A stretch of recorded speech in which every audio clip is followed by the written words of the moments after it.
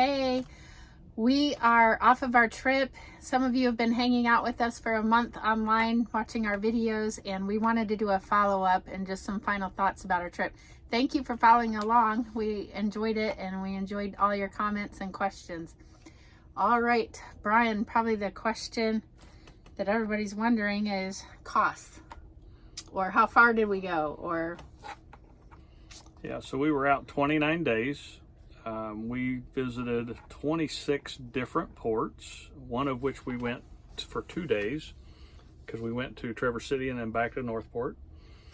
We traveled a total of 780 nautical miles. For those of you not familiar with nautical miles, that's 1.15 statutory miles. So we went about 897 miles. We were on the water 184 hours.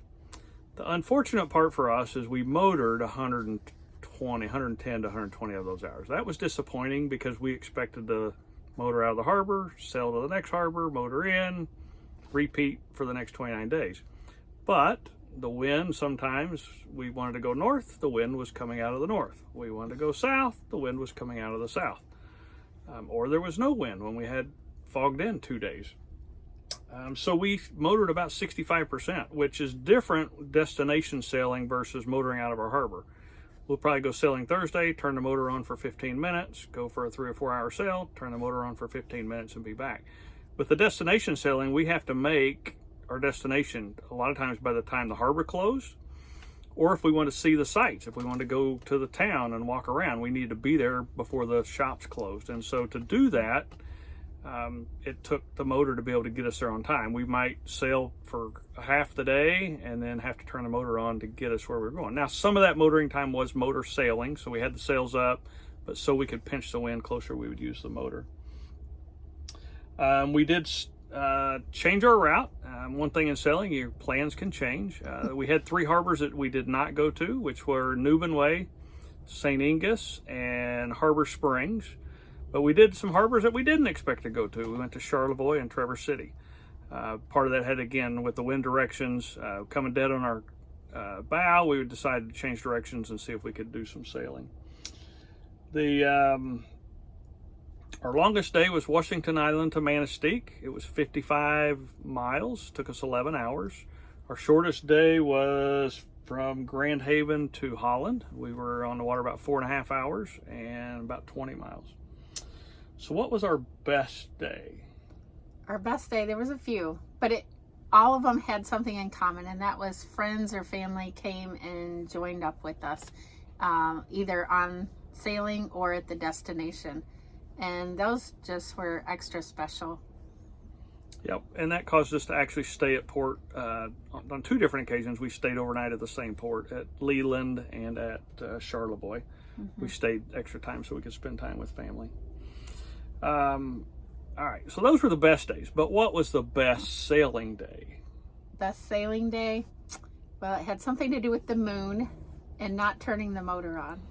It did. We wanted to sail. We left New Buffalo at 5:30 in the morning. We had a nice full moon, crystal clear sky, so the stars were out. About the time the moon set, the sun came up, so we got to see the sunrise. We had a south wind, and so we were able to close reach all the way home to Jackson Outer Harbor in about 8.5 hours. First part of the trip, we were zipping at about 5.5, 6.2 knots. At the end, it was a little slower, but I could not turn the motor on, even though we were only going 3.5 knots. We had to sail to the harbor, and we did. Probably our worst sailing day was Manistee to Beaver Island. It was one of those days where we just decided to change ports. Originally was going to go to Newbin Way, but the wind direction was going to be a motor all day, kind of a day to get there because it was a long trip, about 40 some miles. So we decided to go to Beaver Island, had perfect direction for about the first 2 hours, and then everything broke loose. We went to about 20, 25 knot winds, 5-6 foot waves. Should have turned around and stayed maybe a couple days, waited it out, but we knew the next 2-day forecast was heavy winds and heavy waves, so we were wanting to get across. So we motored and banged and shook, and we got there. Poor Shadow. So that made it where it wasn't our best. So cost. The entire trip for everything cost us $2,250. That was marina cost, which was $1,385.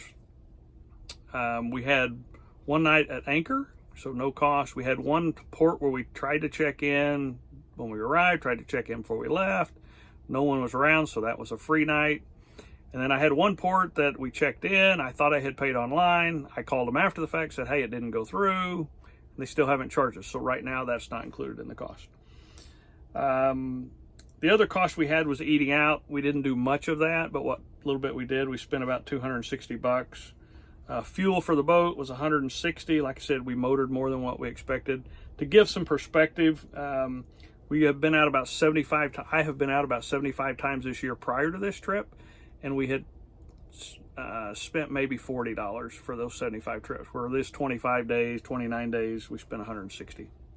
And gas. Groceries was about $330, and then we had a miscellaneous of $112, which was our denatured alcohol for our stove, pump outs, miscellaneous stuff that we got for the kids, grandkids. Got them these suckers. Yeah. And some marbles. I'm going to teach them how to play marbles. So the Michigan side was definitely cheaper than the Wisconsin-Illinois side. Average night there was $49.60. Illinois-Wisconsin was about $65.60, so a little cheaper.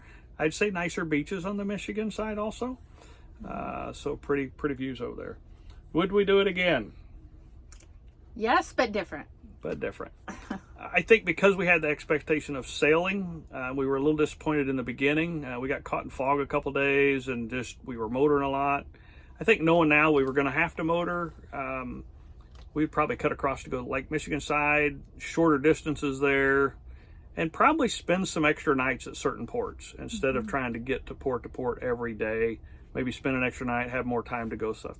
If you like food, if you like wineries, if you like craft breweries, if you like art museums, it's definitely a trip to take. Obviously, you could do this by car, but doing it by boat just gives you a different perspective. So if you like those things, you're going to spend more than what we spent, but it still could be worth it. If you're a pure sailing trip, you could save some money by anchoring. There were several places that we could have anchored that we didn't, and we intentionally wanted to get off, go to town, some of those kind of things. So overall, a good trip. We hope you enjoyed following along.